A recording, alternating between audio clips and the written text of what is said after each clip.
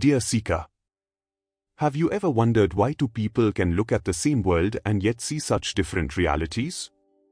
Why one sees only problems, while the other sees hidden blessings? Babaji once said, "The true eye is not of flesh but of spirit. Only through the inner sight can you behold truth." Today, let us journey into the mystery of Divya Chakshu, the eye of wisdom, and understand how to awaken it within ourselves. Babaji once said to his disciples, "The eye of flesh shows you forms, but the eye of spirit reveals essence." Divya Chakshu, the eye of wisdom, is not a third eye painted on the forehead, nor some mystical ornament to be imagined.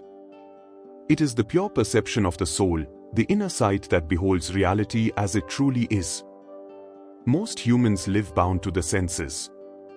We see colors, shapes, names, and forms, but this seeing is incomplete, for it is filtered through the restless mind. Divya Chakshu is beyond this limitation. It is the awakening of direct knowing, a vision untainted by desire, memory, or fear. Through this perception, the seeker begins to recognize the eternal substratum of existence. The same divine that dwells in your own heart is also reflected in every creature, every stone, every star. It is the eye that penetrates the veil of appearances and sees unity where the common eye perceives division. To awaken Divya Chakshu is to move from ignorance to wisdom, from sleep to wakefulness, from shadows to light. Babaji always emphasized that this eye already exists within each of us. It is not to be gained from outside but uncovered from within. Like the sun hidden behind passing clouds, the inner eye is eternally shining, but covered by the mist of delusion. When this eye opens, you do not merely look, you truly behold. You no longer live as a blind traveler carried by winds of fate, but as a conscious soul seeing the divine play with clarity. This is the meaning of Divya Chakshu, to see truth with the eye of the spirit. Babaji taught that human suffering arises because we do not see life as it is. Instead, we see through the distorted lens of Maya, illusion. Imagine a lake on a windy day. The surface is disturbed, and when you look into it, you cannot see your reflection clearly. In the same way, the restless mind distorts reality, making us believe that temporary shadows are permanent truths.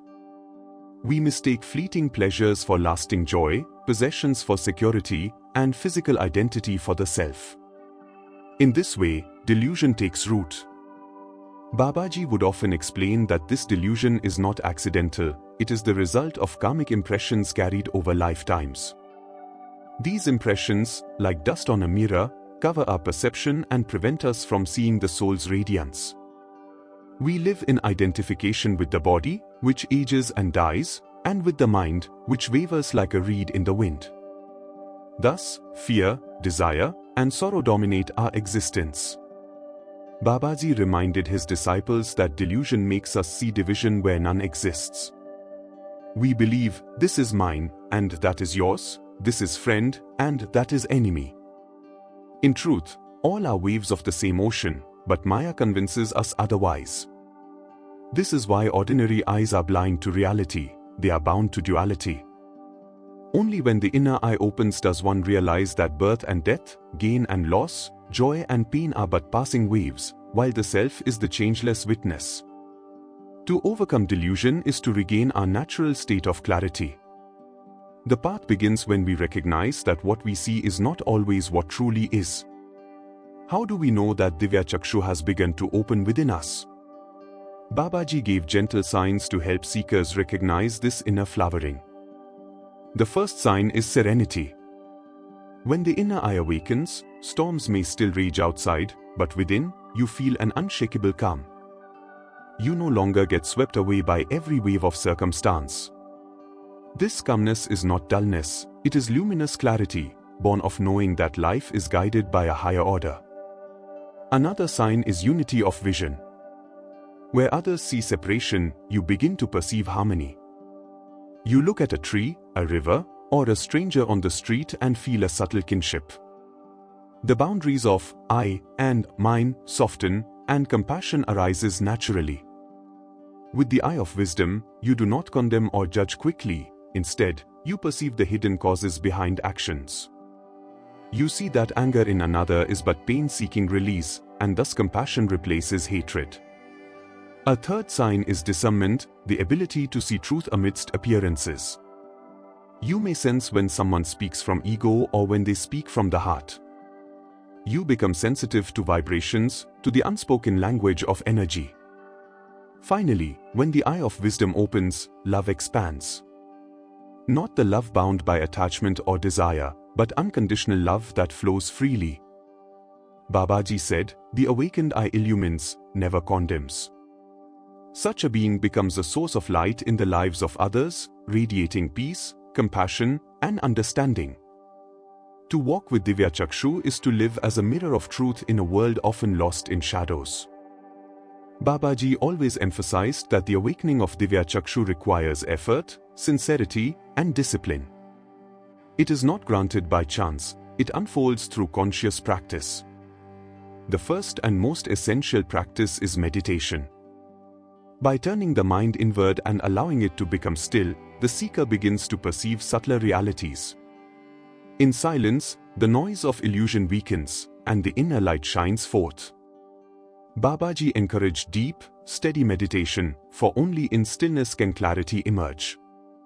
The second practice is self-inquiry. This means questioning the fundamental belief, "I am this body and mind." Ask sincerely, "Who am I, beyond this name, beyond thought, beyond form?" This inquiry cuts through illusions and directs the gaze inward. The third practice is purity of heart. Without sincerity, humility, and compassion, the inner eye remains closed. A heart burdened with deceit, greed, or anger cannot reflect the divine. Babaji advised his disciples to cultivate truthfulness, simplicity, and service, for these qualities purify the lens of perception. The fourth practice is satsang, sacred association. The company of seekers and enlightened beings shapes our vibration and elevates our consciousness. Just as a flame lights another, so too does the presence of truth awaken truth within us. Together, these practices gradually dispel the clouds of Maya and prepare the seeker for awakening. The path may seem long, but Babaji assured, every sincere step toward truth is itself a moment of awakening. When the eye of wisdom opens, life is never the same again. Babaji described this transformation as moving from bondage to freedom. The ordinary seeker reacts blindly to events, joy when praised, sorrow when criticized, fear when threatened, pride when successful. Life becomes a chain of reactions, binding us deeper into karma. But when Divya Chakshu awakens, you begin to respond instead of react. You see events as passing waves and choose your actions with clarity.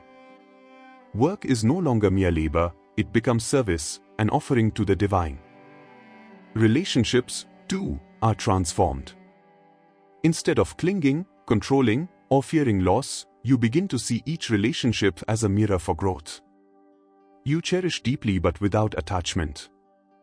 Challenges, once seen as obstacles, are now understood as teachers. Every difficulty becomes a chance to polish the soul's wisdom. Babaji explained that with the inner eye, karma is no longer a chain but a ladder. You rise through each experience, free from blind entanglement. Even worldly success or failure cannot bind you, for you see them as passing clouds. With Divya Chakshu, you live in the world but not of it. You perform your duties with full heart, yet remain rooted in the self. This is true freedom, to walk among shadows yet remain in the light. Such a life radiates peace, inspires others, and uplifts the world without noise. At the highest unfolding of Divya Chakshu, Babaji revealed a truth so profound that words can only point toward it. The seer and the seen are not two. In ordinary vision, there is always a subject and an object. I am here, and the world is there. This duality is the foundation of illusion. But when the inner eye fully awakens, the veil of separation dissolves. You no longer see yourself as a fragment observing the whole, you experience yourself as the whole itself. The river does not merely flow before your eyes, you feel you are the river. The bird does not merely sing in the distance, its song arises within your being. The self shines everywhere, and there is no division between observer and observed. This is the state of liberation, where one lives as pure awareness, beyond the play of opposites. Babaji described it as seeing the one divine in countless forms and yet knowing it is but one. In this state, fear disappears, for who is there to fear if all is self? Desire vanishes, for what could you seek when you are already the whole? Death itself loses its sting, for the seer realizes, I was never born, I never die. To live in such vision is to live in eternal freedom. This is the gift of Divya Chakshu, to behold truth directly, beyond all illusion. Dear seeker, as we come to the close of this sacred reflection, remember that the journey of Divya Chakshu is not something outside you. It is the unveiling of what already resides within your soul. The eye of wisdom is not a gift that comes from another's hand, it is the natural inheritance of your spirit. Yet, like a diamond hidden beneath the earth, it must be uncovered with patience, sincerity, and devotion. Babaji often reminded his disciples, do not wait for the world to change its face, awaken the eye that sees the eternal face of truth. When the inner perception opens, you will realize that joy does not depend on possessions, love does not depend on approval, and peace does not depend on circumstances. These treasures flow from within, once the veil of delusion is lifted. But this awakening is not a sudden miracle, it is a sacred practice, lived each day. Every act of compassion, every moment of meditation, every time you choose truth over deception, light over darkness, you polish the inner lens and bring clarity closer. One day, without warning, you will see the world differently. The same mountains, rivers, and faces will appear before you, yet they will radiate a divine glow. You will realize that what you once called ordinary life was in fact the play of the infinite. So I ask you, seeker, what clouds your vision today? Is it fear of the unknown, clinging to the past, or endless desire for more? Reflect sincerely and share your thoughts, for in sharing we remind each other that we walk this path together. And as Babaji would bless his disciples, so let us close. Awaken the inner eye, live in truth, and radiate light. Jai Guru Dev.